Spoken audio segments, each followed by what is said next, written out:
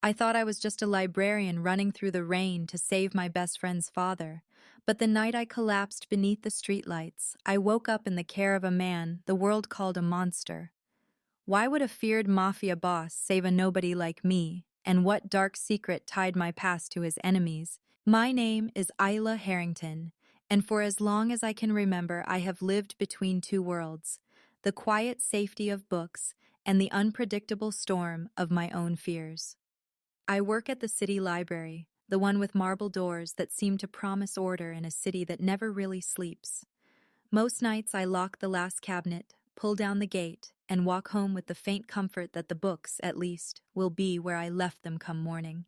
I have always believed that the library's tall marble doors could keep the world's chaos at bay.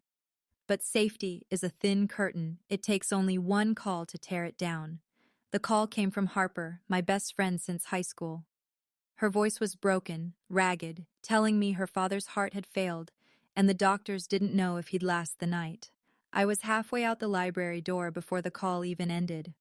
The subway line I usually take was shut down for repairs, and the city bus was crawling along in the sleet. I counted the bills in my wallet, barely enough for a cab halfway, and decided to walk. I have walked these streets 100 times, but that night Midtown felt hollow, like a tunnel echoing with the wind. Rain had started to mix with snow, thin needles stinging my cheeks. I kept my scarf high and my head down, thinking only about getting to Harper at the hospital. It wasn't until I caught a reflection in a dark shop window that the first tremor of unease slid through me. Two men, half a block back, walking at a pace that seemed to match mine. I slowed. They slowed. I told myself I was imagining things, that old edge of panic that had stalked me ever since my mother's sudden death 3 years ago. But the feeling of being watched stayed, heavy and real. When I crossed an empty avenue, their shadows stretched long under the street lamps and crossed too. I tightened my grip on my bag and lengthened my stride. They then theirs. My breath started to hitch, the first warning of the panic that sometimes grips me like a fist. I turned a corner, hoping for a busier street, but the storefronts here were shuttered and the pavement slick. One of the men lifted a hand to his mouth as if speaking into a phone. Something about that small gesture made my heart hammer. I told myself to stay calm, to keep walking, but the pressure in my chest kept building. The city noises, horns, distant music, a police siren, began to fade under the rush of my own pulse. I tried to breathe the way the therapist had taught me. In for 4 counts, hold, out for 6. It didn't work. By the time I crossed the next street, I was almost running. Their footsteps behind me quickened. The drizzle became rain, soaking through my coat. I turned down a side street, thinking it would lead back toward the avenue. Instead, it funneled me into a darker alley. The smell of wet cardboard and rust rose up from the trash cans I brushed past. A sudden cramp in my chest made me stumble against the wall. The panic was no longer just in my head. It was in my lungs, a heavy, breath-stealing weight. I thought of my mother's last attack, how she'd gripped her chest and slid down a wall much like this one. I forced myself forward, but the world was already narrowing, the street lamps swimming in a haze of rain and tears. The alley spat me out onto a wider street, but I could barely stand. My knees buckled. I caught myself on the cold brick of a building and tried to drag in air that wouldn't come. I heard a voice behind me, sharp, low, the tone of someone giving an order, and the sound of hurried steps closing the distance. I tried to move, but my legs felt filled with water. My bag slipped from my hand and hit the wet pavement. Then came the roar of an engine. Headlights cut through the rain, sweeping across my face like a blade of white fire. Brakes screamed, spraying up water as a black car stopped just feet away. Its doors opened at once, metal thudding against metal. A man's voice, deeper, rougher, carrying a foreign edge, cut through the storm. Another shout answered from somewhere down the street. I couldn't make out the words. I was already sliding down the wall, my hair plastered to my face, my breath a shallow gasp. Someone crouched in front of me, close enough that I could see the rain dripping from the brim of his hood. A strong hand gripped my shoulder, steady but not cruel. Another voice, his, spoke again, this time lower, almost steady, and for some reason it cut through the fog in my head. I caught only fragments. Breathe. You're safe. Stay with me. I tried to focus on his face, but the world tilted. All I registered were dark eyes watching me, as if weighing something, and the warmth of a coat being wrapped around my soaking frame. Another shout came from the street, one of the men who had been following me. The man in front of me turned his head sharply, barked an order I couldn't understand, then bent and lifted me as if I weighed nothing. My cheek rested against the coarse, rain-damp fabric of his coat, and in that strange, suspended moment, I felt a fleeting sense of safety. The last thing I saw before my eyes closed was the glow of the street lamp above, haloed in mist, and the retreating shapes of the men who had followed me as they melted back into the storm. I came back to myself as if rising through dark water, my lungs burning for air, my lashes sticky with rain that no longer fell on my face. The first thing I felt was the subtle sway beneath me, the quiet, rhythmic hum that told me I wasn't on the street anymore, but being carried somewhere by a moving car. And the next thing I noticed was the soft leather under my cheek, the faint scent of expensive cologne and polished upholstery replacing the sharp smell of wet asphalt. When I forced my eyes open, the world outside was a blur of passing street lamps streaked with water on tinted glass. And directly across from me sat a man whose presence was as still and heavy as the night itself, broad-shouldered in a dark, tailored coat, his hands loosely clasped as though he had all the time in the world, yet every line of his posture suggested coiled readiness, the kind of stillness that belongs to a predator deciding whether to move. His face was one I had only ever seen staring out from the pages of business magazines behind headlines about ruthless deals and an empire called the Voss Corporation, but in the confined glow of the car's interior lights, that famous face looked carved from something colder than marble, all sharp planes and shadows, and it was his eyes, storm gray, clear and metallic, unsettling in their steadiness, that held me pinned where I sat half upright, weak and dazed under the weight of his gaze. His voice, when he finally spoke, was deep and measured, with a texture like distant thunder, quiet, but carrying a kind of authority that made my spine want to straighten though I had no strength left, and he said only, "You're safe now," as if the words were an order to the night itself.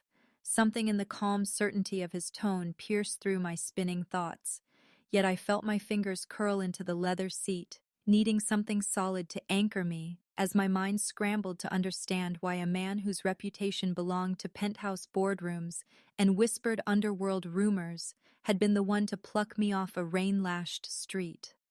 I shifted slightly, the movement pulling at stiff muscles and making me aware of how wet and cold my clothes still were, but I stayed silent, not trusting my voice against the dryness in my throat or the tangle of fear and confusion in my chest.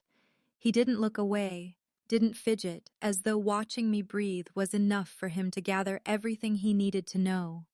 A part of me wanted to shrink into the corner, to niche from the intensity of that attention, but another part, some fragile ember of defiance I had carried since my mother's long illness and my father's abandonment, refused to look down.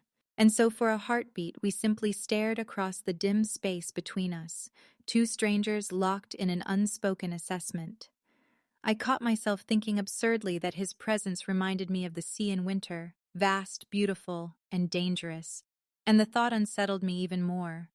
I noticed then the soft whisper of the tires on the wet road, and realized the car was not weaving through traffic, but gliding at a steady, confident pace, as though its driver owned every lane it crossed.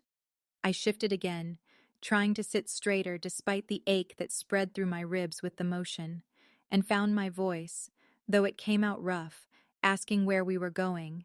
The question sounded small in the plush cabin, yet his reply came without hesitation. Somewhere safe. As if that were explanation enough. I wanted to demand more, to know why he had been there, why he had intervened, but the effort of holding myself upright made the edges of my vision pulse, and the softness of the seat beneath me felt like it might swallow me whole if I gave in. So I said nothing further. For a fleeting moment his gaze softened, or perhaps I imagined it in my exhausted haze. But then the mask of composure slid back into place. The city lights outside streaked into gold and silver ribbons as we crossed a bridge, the sound of the river faint beneath the tires, and my mind clung to that shifting glow as if it were proof that the world outside the car was still real. I tried to remember Harper's voice on the phone, the reason I had braved the streets, but the memory tangled with the image of the two men who had followed me, their measured steps, the dread that had frozen my chest before the darkness claimed me, and all at once the weight of it all pressed against me like the damp chill seeping from my clothes. I must have swayed because I felt the brush of something, his coat perhaps, pulled across me with a miad. Ocean so quick and precise it startled me, and when I looked up I found his eyes still fixed on mine, though he said nothing further. It was then, in that fragile sliver of awareness before the fog of exhaustion dragged me under again, that I fully understood who he was, not just Lucian Voss, the man in the headlines, but someone accustomed to command, to stepping into chaos and bending it to his will, and the strange thought crossed my mind that a man like him would never have stopped for a stranger in the rain without a reason. The question of what that reason might be flickered through my drowsy thoughts like a candle in a draught, but I was too weak to chase it, and as the warmth of the coat settled around my shoulders and the hum of the car became a distant lullaby, the darkness reclaimed me, carrying me away with one last image etched in my fading consciousness. Those storm-gray eyes, watching over me, steady as the horizon before a gathering storm.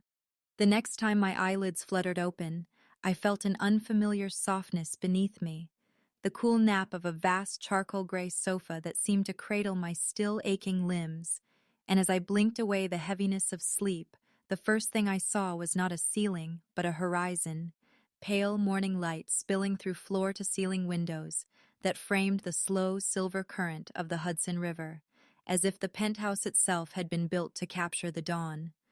The glass panes were tall as cathedral walls, and streaked faintly with the last traces of night rain, and beyond them the river shimmered, a living mirror to a sky bruised violet and gold, and in that hushed moment between dreaming and waking, I wondered if I had somehow stepped into a painting. The air carried a clean scent, cedar and rain-washed stone, so different from the diesel-laced streets I'd fled only hours ago, and when I shifted to prop myself on one elbow, my fingers shed the textured fabric of the sofa, proof that all of this vast room with its quiet luxury, was real and not some fevered hallucination. To my left stood a low obsidian coffee table bearing nothing but a single white orchid in a sculptural vase, a detail so precise it made the rest of the living room feel curated like an art gallery rather than lived in, and scattered across the walls were abstract canvases, bold slashes of black, silver, and crimson that looked less like decoration than declarations of intent, as if the person who owned this place was unafraid of dark edges. Before I could gather my thoughts further, I heard the measured rustle of footsteps and turned my head to find a man approaching, not the steel-eyed stranger from the car, but an older gentleman with gentle lines at the corners of his eyes, and a calmness that settled over me even before he spoke, introducing himself as Dr. Calder. His voice had a low, soothing cadence as he crouched beside the sofa and took my wrist with warm, steady fingers, checking my pulse and assuring me that what had struck me down in the street had been a severe panic attack brought on by shock and exhaustion. His words both comforting and strangely humiliating, as though my own body had betrayed me in my most desperate hour. I nodded mutely, still dazed, and as he adjusted the blanket that had been drawn over me, I realized that someone had taken the trouble to dry my rain-soaked hair, to change me into a soft gray cotton shirt that was not mine, and that realization brought a flood of questions I was not yet brave enough to voice. Beyond Dr. Calder, standing in silhouette against the glowing expanse of glass, was the man from the car, Lucian Voss, his jacket discarded on the arm of a nearby chair. The sleeves of his black dress shirt rolled to his elbows, as if he had shed a layer of civility along with the expensive fabric. And there was a stillness about him that reminded me of a predator poised at a water's edge, perfectly at ease in his own territory. The faint morning light caught in the strands of his dark hair turned his profile into a sharp etching of power and restraint, and I watched as he kept his gaze fixed on the slow-moving river below, one hand in his pocket, the other loosely resting on the window ledge, as though the glass itself had nothing to do with keeping him separated from the world outside. When he finally spoke, his voice carried across the cavernous room with the quiet authority of someone accustomed to being heard even in a whisper, and he said, without turning toward me, "Those men weren't street criminals. They were trained, and they were after you." And the way he said it made the spacious room feel as small and close as a locked cell. I felt my throat tighten as Dr. Calder rose and moved away to pack his leather case, leaving me alone with the words that seemed to rearrange the ground beneath my feet, and I watched the doctor's retreating figure as if he were carrying the last fragments of ordinary safety out of the room with him. Lucian turned then, slowly, and the storm-gray eyes that had unsettled me in the car now fixed on me with a directness that made my breath catch, and I realized with a jolt that beneath the controlled calm of his expression there was something harder, a calculation at work, as though he were measuring what I was made of. I gathered the edges of the blanket around me like armor, fighting the tremor that wanted to rise in my hands, and asked, in a voice barely more than a whisper, what he meant. But he did not answer immediately. He crossed the space between us with the unhurried steps of a man accustomed to being waited on, lowered himself into the armchair across from the sofa, and only then, resting his forearms on his knees, told me in that same even tone that the two men who had followed me through the rain were not opportunistic predators, but professionals, trackers who had been sent with a purpose, and that the attack that felled me might have been the only thing that kept them from completing whatever plan they had for me. His words struck me harder than the cold had the night before, not because of their volume, but because of the certainty with which he delivered them, as though he had already verified every piece of what he said, and I felt a chill creep through me that had nothing to do with the remnants of damp in my bones. The idea that strangers had marked me, had followed me with intent through the dark streets of the city, turned the memory of their footsteps from something frightening into something monstrous, and I had to look away from Lucian's gaze to keep the tremor in my hands from becoming visible. The city outside the glass walls was waking in soft gray light, ferries cutting thin white wakes across the river, taxis beginning to cluster on the avenues below, and for a moment I fixed my eyes on that ordinary rhythm of morning life, as if to remind myself that the world still existed beyond the sharp edge of his revelation. But even the rising sun could not scatter the weight in his voice, and when I finally looked back at him, I caught the briefest flicker of something almost human in his expression, an echo of regret, perhaps, quickly shuddered, before the impassive mask settled again, and I understood then why people spoke his name in boardrooms with respect and in back alleys with caution. There was power in him, the kind that didn't need to be raised or shouted to be felt, and for the first time I realized that the sofa on which I sat, for all its plush comfort, was not a refuge, but the center of a lion's den, and that whatever had brought me here had drawn me into a world where the line between savior and captor was far thinner than I had ever imagined. I stood there by the wide glass doors of the penthouse as the early sunlight streamed through the Hudson mist. My fingers clenched so tightly around the strap of my borrowed coat that my knuckles had gone white, wanting desperately to storm out, yet feeling as if my feet had been nailed to the marble floor. Lucian had delivered his ultimatum in the same even tone with which one might announce a weather report, but the weight behind his words was anything but casual, for he had offered me safety not as a gift, but as a fork in the road. Either return to my tiny rented room with its peeling wallpaper and the constant sense that someone was always watching from the shadows, pretending that the two men in the rain had merely been some unlucky incident, or accept a place inside his guarded sphere where security teams would follow my every move and armored cars would replace the subway I used to ride every morning.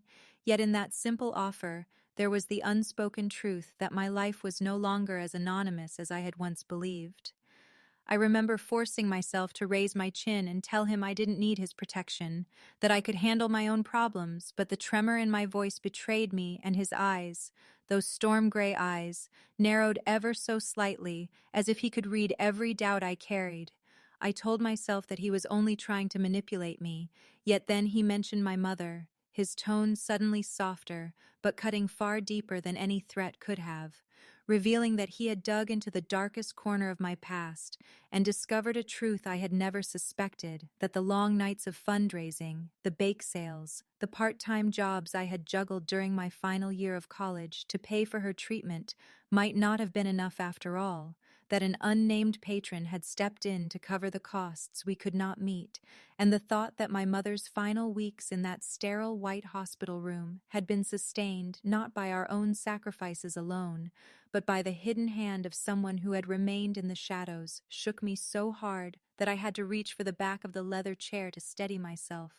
I asked him, my voice quieter now, nearly a whisper, what he meant, who could possibly have done such a thing. But Lucian only crossed the room to pour himself a glass of water, as if to buy time, then turned back to me with that controlled composure of his, and said that he didn't know yet, that his people were still tracing the transactions, but that the same network of money and influence that had kept my mother alive might also be the reason those trained men had followed me in the rain. The implication was like a blade pressed against my skin, forcing me to realize that the grief I had carried as a private wound for 3 years was somehow tangled in forces far larger and darker than my ordinary life had ever touched. And in that instant, I saw myself in the reflection of the tall window, pale, drawn, wearing clothes that still smelled faintly of rain, and I barely recognized the girl staring back, because she was no longer the library assistant who thought safety could be found between marble columns and rows of books. I turned away from my own reflection and asked Lucian why he cared, why he had even bothered to stop that night when I collapsed in the rain, and he answered with a faint smile that was more like a shadow than an expression, saying that he hated seeing people hunted like prey, but I sensed there was something unspoken beneath his words, some personal history that had shaped his sense of justice, and for a moment the air between us felt charged not with threat, but with an odd, uninvited intimacy, as if the line between savior and stranger had blurred. Yet as quickly as that moment came, it was gone. He set down his glass and told me bluntly that if I chose to stay out of his protection, he would not stop me, but that he would not be able to guarantee my safety. And though the choice still sounded like freedom, his eyes made it clear it was anything but. I thought of Harper, my best friend waiting at the hospital with her father on the brink, of how I had almost not made it to her that night because of the two men in the street, of how fragile the life I had fought to keep together really was, and for the first time I felt not just fear, but anger. Anger at the faceless patron who had paid for my mother's care, yet somehow put me in the crosshairs of men who moved like ghosts. Anger at the realization that I had been living under an illusion of control all these years. When I finally found my voice, I told Lucian that I needed answers more than I needed safety, and he simply inclined his head as if conceding that this too was a kind of bravery, then said he would help me find the truth, but that I should prepare myself, because the truth was seldom as merciful as hope. That night, long after he had left me alone in the guest room of his vast penthouse, I lay awake staring at the ceiling, tracing the cracks in the paint that looked like branching rivers, wondering how far back the threads of my past really stretched, and whose hand had been weaving them all along, realizing that the life I thought I had chosen for myself had been nudged, perhaps even guided, by forces I still could not name, and as the city's distant sirens echoed faintly through the glass, I promised my mother's memory that I would uncover the patron's identity and confront whoever had sent those men after me, even if it meant stepping deeper into the lion's den I had so desperately wanted to escape only hours before. I still remember the bite of the winter wind against my cheeks as Lucian insisted on driving me himself to St. Vincent's, his gloved hands steady on the wheel of the sleek black car, the snowflakes breaking like silver dust against the windshield. For a long time, neither of us spoke, the city lights slipping past like watchful eyes, and I could feel the tension humming between us, unspoken questions pressing closer than the cold, until we reached the hospital, where Harper clung to me as if I were an anchor in the storm, and for a while my whole focus was on her, on the quiet sobs in the sterile corridor and the sound of heat wrought monitors behind closed doors. When at last we left the building and returned to the car, the night had deepened, the river wind sharp enough to steal my breath, and as we crossed the long iron span of the bridge, the road glittered with frost, the tires skidding for a fraction of a second on black ice, enough to jolt my heart to my throat. Then his arm shot out across my seat, not roughly but firmly, as if some old instinct of protection had leapt awake before either of us could think, and for a fleeting heartbeat our eyes met in the muted glow of the dashboard, his usually guarded gray gaze softened by something I couldn't name, a warmth that flickered like a flame in a cave and was gone just as quickly, replaced by that unreadable calm as the car steadied and the city skyline came back into view.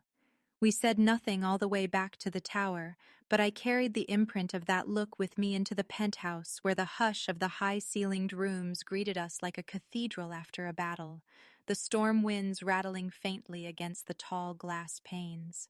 Later, when I wandered into the living room drawn by the faint crackle of the fire, I found him standing near the hearth with the shadows of the flames running like amber water over his face. Jacket gone, shirt sleeves rolled, and for the first time he didn't seem like a headline or a legend of ruthless power, but like a man left alone with his ghosts. He didn't turn when I entered, just spoke in a voice low enough that the fire's soft pops almost swallowed it. "I wasn't always this," he said, the words carrying a rough honesty that stilled me on the threshold. "I wanted to build something honest once." And that confession hung in the quiet air between us, heavier than any threat he had ever made, because it was the first crack in the armor I had seen. I stepped closer, drawn by the vulnerability I had never expected to find, and the light from the flames caught the faint tiredness at the corners of his eyes, as if the steel-eyed titan I had seen in news photographs had been fighting some private war for too long. Told him softly that I understood the pull of wanting to start again, of wishing to return to some place before the losses and the mistakes, and he gave a small, almost disbelieving breath of a laugh, the kind that sounds more like remembering pain than amusement, and finally turned to face me, his features gentler in the flickering light. In that moment, the vast penthouse seemed to shrink to the warm circle cast by the fire, and the distance that had felt like an unbridgeable gulf between his world and mine thinned until it was just two people standing close enough to feel the hush of each other's breathing.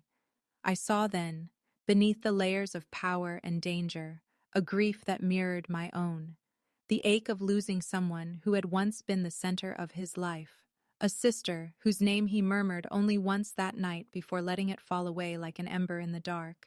And perhaps because grief recognizes itself, I reached out and rested my fingers lightly against the back of the sofa beside him, not quite a touch, but an unspoken sign that I wasn't recoiling from the truth he had let slip. His eyes followed the gesture, and for the first time I felt a fragile current of trust running between us, not the dramatic rush of a storybook romance, but something quieter, rarer, like the first warmth after a long winter. Neither of us tried to break that stillness, as if speaking might shatter it, and in that shared silence the firelight painted our shadows side by side on the pale wall, two lonely figures thrown together by chance and by danger, yet held there by something neither of us fully understood. When at last I turned to go back to the guest room he had given me, He didn't stop me or step closer, only watched with a steady gaze that carried no command this time, only a silent acknowledgement that the line between our worlds had shifted in some small but irrevocable way. As I lay, awake later beneath the soft weight of the borrowed blanket, I found my thoughts returning not to the peril that still stalked me in the streets below, nor to the mysteries of my mother's past, but to that single look on the bridge and the quiet ache behind his words by the fire, and I realized with a start that the fear which had ruled every heartbeat since that night in the rain was no longer the only thing moving inside me. There was also the first faint stir of trust, as fragile and unexpected as the warmth of a flame sheltered from the storm. The snowfall had turned to a thin, frozen mist that glazed the streets like dull glass when we stepped out of the hospital lobby that night, the hush of the hour broken only by the rhythmic crunch of Lucian's polished shoes beside mine and the faint whir of the car heaters warming up in the near distance. I had thought the world around him merely obeyed him, but the moment the dark SUV rolled from the shadows, gliding behind us without haste yet, with an unmistakable intention, the air changed. His stride slowed, his shoulders squared as if he had smelled danger before anyone else had even noticed it. And in an instant the quiet formed into a silent battle line I could almost feel beneath my ribs. Lucian's lead guard raised a gloved hand, and two other black sedans that had been parked at the curb surged forward to flank the intruder, their engines humming like restrained predators, boxing the SUV in with such smooth choreography that the whole scene looked rehearsed, though I knew it was pure reflex, born of long years, in a world where hesitation cost lives. I remember the strobe of red brake lights gleaming on the wet pavement as the SUV jerked to a stop, the swirl of exhaust rising like ghost breath into the frosty air, and then Lucian's men closed in, dark coats cutting sharp lines against the snow haze, their movements efficient, wordless, as they wrenched open the driver's door and dragged out a man whose expression was a mask of stone, his hands empty, but his jacket heavy enough to suggest a weapon hidden beneath. I saw the glint of metal as one of the guards disarmed him, a sleek black pistol now dangling uselessly from a gloved hand, while the man who had carried it stood rigid and silent, like a soldier trained to endure whatever came next. And in that moment, Lucian stepped forward, not rushing, not raising his voice, just moving with the calm precision of someone who had issued life-and-death commands too many times to waste breath on theatrics. His tall figure half lit by the street lamp's glow so that his eyes, storm gray and sharp, looked as if they could cut through the cold itself. The men holding the intruder barely shifted as Lucian stopped before them, his gaze never wavering, his words falling into the night air in a voice so even and low it was more chilling than any shout. "You don't hunt what's under my protection." And the syllables hung there like the final toll of a distant bell, carrying a promise that was not metaphor but fact, something that made even the bystanders at the far edge of the lot instinctively draw back. The captured man stared ahead, lips pressed thin, offering no defense, and I felt a tremor crawl up my spine at the realization that I was standing inside the radius of power I had only ever heard about in rumors, that the mild-voiced rescuer who had steadied me on an icy bridge could also command this hard, unyielding force. Then, as if a page had been turned in a story I could not quite read, Lucian looked away from the man, and his voice softened by a fraction as he turned toward me, that same iron control still in his bearing, but his tone carrying a reassurance that almost reached gentleness, telling me to step back toward the car while he signaled his men to clear the scene. I obeyed, moving on unsteady feet toward the warmth of the sedan's interior. But my eyes lingered through the window as Lucian spoke in low undertones with the guards. Hi. His expression never shifting, until finally they pushed the captive into one of the other vehicles and drove off into the night, leaving behind only the fog of exhaust curling above the wet asphalt, and the memory of the few clipped words that had halted a threat in its tracks. The drive back was strangely quiet except for the muted sweep of the wipers across the windshield, and I found myself stealing glances at Lucian's profile as he drove. one hand steady on the wheel, the other resting loosely on the console, his eyes fixed on the road, but his presence filling the car with an energy that was not quite anger and not quite relief, more like the contained tension of a man accustomed to standing between the people he claimed as his own and the dangers that stalked them. In that silence, I felt a strange mix of dread and reluctant safety, as if I had stepped across a boundary I could never return from, yet could not deny that the same man whose very name made strangers lower their voices had been the one to reach out a hand when I had stumbled, the one to shelter me from enemies I still did not understand. When we finally reached the tower's private garage and the heavy doors closed behind us, shutting out the winter night, Lucian killed the engine and for a moment sat in the stillness, fingers drumming once on the steering wheel before he turned to me with that steady, unreadable gaze and said in a tone quieter than a whisper, yet more certain than a vow that I needed to understand the cost of safety in his world. That power was the only language men like the one we had just faced would ever heed, and that as long as I stayed near him, I would be protected. But I would also see, up close, the weight he carried to keep that promise. I followed him inside without protest, the echo of his warning lingering in my mind, and as the elevator hummed upward through the silent building, I caught his reflection in the polished steel doors, composed, unreadable, shoulders straight as if no burden could ever bend him. While in the faint, glassy blur of my own reflection, I saw a young woman who had stepped out of a quiet library into the orbit of a man who ruled his world like a fortress lord, a man whose power was not a story whispered in the dark, but a living reality that now, for better or worse, surrounded me. The echo of Lucian's warning still lingered in my mind as I sat in the quiet of the penthouse living room the next evening, the city lights below scattered like 1,000 distant candles against the winter dark, when the phone on the side table buzzed with a low, insistent hum that startled me more than it should have. Lucian crossed the room in 3 long strides, his expression sharpening the instant he saw the number flashing on the screen. And as he pressed the device to his ear, the stillness in his posture made my heart race faster than any raised voice could have done. He listened without interruption, his free hand tightening slightly at his side. Then he ended the call with a clipped thank you and turned toward me with that grave steadiness that always preceded the kind of news that could not be softened. He did not ask me to sit, yet I did so instinctively, bracing myself as though I had sensed some unseen tide rising beneath the floor, and his first words were as stark as the winter wind outside, that the men who had chased me through the rain had not been seeking a random victim, nor had they been hired by anyone merely curious about the girl who worked late nights in a library. They had come for me because of my bloodline.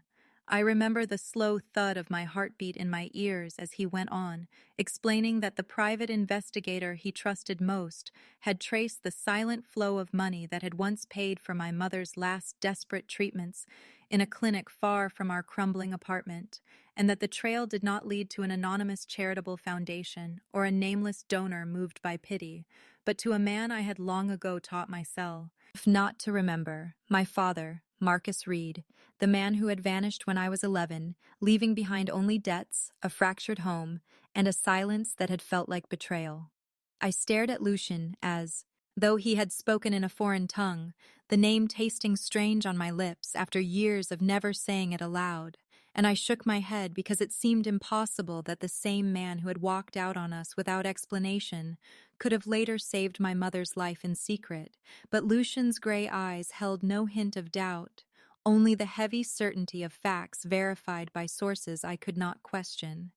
He told me, in a voice as measured as a surgeon's hand, that Marcus Reed had not disappeared into oblivion as I had believed, but had climbed into the darker heights of the city's underworld, where wealth and influence were won not in boardrooms, but in shadows, that he had once been the man who had guided a younger Lucian Voss through that ruthless labyrinth before ambition and diverging visions had turned them into rivals, a rift that had deepened over the years until it became a silent war fought through proxies, and that now, even from the grave, if Marcus was indeed dead, as some claimed, His name still commanded loyalty from some and vengeance from others. The room seemed to shrink around me as Lucian finally said the words that made my stomach twist. That the faceless men who had stalked me on that freezing street had not come to rob or harm at random.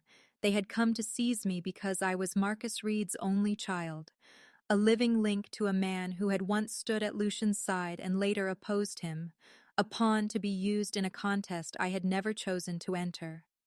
I felt as if the years of struggle, studying by the glow of a library lamp, nursing my mother through her illness, working night shifts to pay rent, had all been lived beneath a sky already netted by invisible strings tied to decisions made long before I was born, and the weight of that realization was so heavy that for a moment I could not breathe. I pressed my palms together to stop the trembling, but the questions would not stop. Had my father cared enough to save my mother, yet not enough to return to us? Had he left to protect us or to free himself? Had he died before he could explain, or had he chosen the silence that had left us abandoned?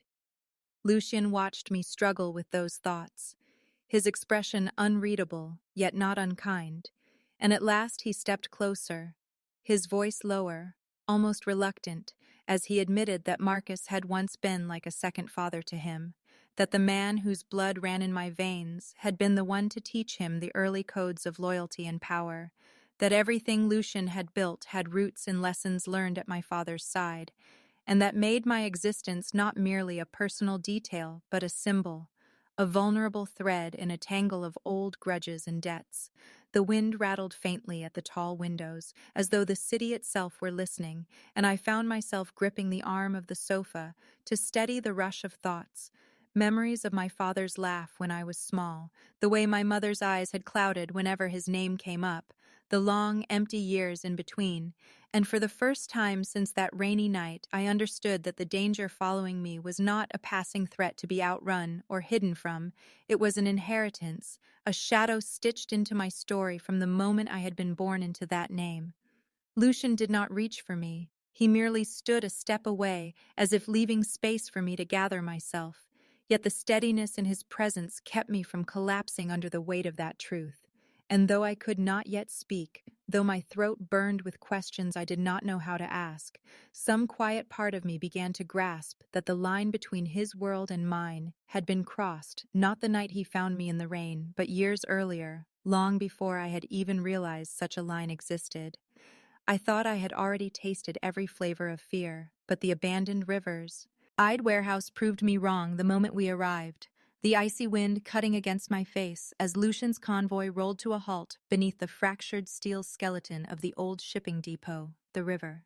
A black ribbon reflecting the flicker of distant streetlights. I remember clutching the door handle, my pulse pounding in my ears as I saw shadows shift inside the building, the shapes of the men who had hunted me for weeks waiting like ghosts in the dim glow of swinging bulbs. And then Lucian stepped forward, not with guns drawn, but with the deliberate stride of someone who had carried violence for too many years and was finally ready to lay it down. The air was thick with the metallic scent of the river and the sharper tang of oil-soaked concrete as the leader of the faction emerged, a wiry man with eyes like flint, flanked by his armed crew, their weapons glinting under the faint moonlight. And for a heartbeat, I thought the night would explode into gunfire, but Lucian's voice, low and steady, rolled out into the cavernous space like a distant storm, telling them this was their last chance to walk away, telling them that if they came for me again, they would never see another sunrise. The standoff stretched, taut as a wire about to snap, until the sound of sirens swelled in the distance and the glow of red and blue lights seeped across the river's edge. Lucian had called in the law, the very law he had once eluded, and as the squad cars rolled in and the armed men were disarmed and led away in shackles, I saw something in his expression I hadn't expected. Not triumph, not cold satisfaction, but a kind of weary relief, as if some old weight had finally loosened its grip on him. When it was over, the adrenaline drained from my limbs, and I realized my fingers were still trembling. And when Lucian's hand found mine, rough and warm and steady, The trembling stilled as if my body recognized that for the first time I wasn't running anymore. The following weeks passed in a blur of slow healing, Harper's father waking with a frail smile that turned into a soft laugh when he saw Harper crying with joy beside his bed. My long conversations with Harper, where we promised each other we would never let the world's storms harden us, and the gradual change in Lucian as he dismantled pieces of the empire he had once built, selling off shadowed holdings, severing ties with men whose loyalty had been bought by blood rather than trust. Winter clung stubbornly to the edges of the city. The streets rhymed with gray slush. But one evening, as the sun sank in a haze of soft gold, I found myself standing at the library's marble steps again, my old refuge, watching the slow thaw of the river as thin sheets of ice cracked and drifted toward the bay. And it struck me how far I had come from the girl who once believed those tall doors could keep the world out. When the familiar low hum of an engine reached me, I turned to see Lucian's black car gliding to a stop by the curb. No guards, no tinted convoy, just him stepping out into the fading snow, a tall figure in a dark wool coat with the dusk light painting his profile in warm bronze. And when his eyes met mine, they held no command, only a quiet question. He crossed the few steps between us as the wind stirred the first soft petals of early blooming cherry blossoms from the trees along the avenue, their pale pink spirals catching against his sleeve. And for a moment the city seemed to pause, the noise of traffic dimmed, the endless rush slowed, and I saw the man he had once wanted to be before the world had carved him into steel. When he finally spoke, his voice was quiet, but carried through the hush of the evening. "I can't promise you a normal life," he said, and the words lingered in the cool air, heavy yet tender. "But I can promise you a life where you'll never face the storm alone." And something in my chest loosened at last, the years of holding my breath through grief and fear and doubt finally giving way to a deeper breath that tasted of thawing earth and new beginnings. I stepped down from the marble stair, the stone cool beneath my shoes, and met him halfway, realizing that the choice I was making wasn't about leaving the storm behind, but about choosing the person I trusted to stand beside me when it returned. As the last of winter's snowflakes melted against the dark pavement, the river below the skyline caught a glint of the rising moon, and for the first time in a long while, I felt not like a girl running from shadows, but like a woman stepping into her own story, hand in hand with the man who had fought his way out of the same darkness to meet me here, at the fragile edge where winter yields to spring,